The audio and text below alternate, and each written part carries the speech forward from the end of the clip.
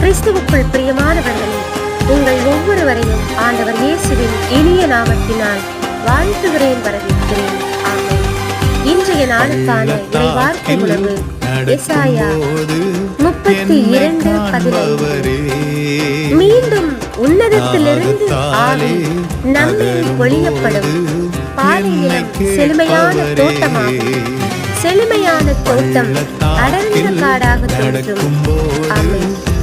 இயேசுவில் அன்பானவர்களே, இன்றைக்கான இறைவார்த்தையின் மூலம் ஆண்டவர் நம்மோடு பேசுகின்றதால் மீண்டும் மீண்டுமாக உன்னதத்திலிருந்து ஆவி நம்மீது பொழியப்படும் என்று வாக்கு கொடுக்கின்றார். பாலைநிலமாக இருக்கின்ற செழுமையற்று இருக்கின்ற நம்முடைய தோட்டம் செழுமையான தோட்டமாக மாற்றப்படும் என்று வாக்கு தருகின்றார். இந்த வாக்கு திட்டங்களை பெற்றுக் கொண்டவர்களாக நம்பிக்கையோடு ஆண்டவரோடு இணைந்து பயணிப்போம். ஆமென்.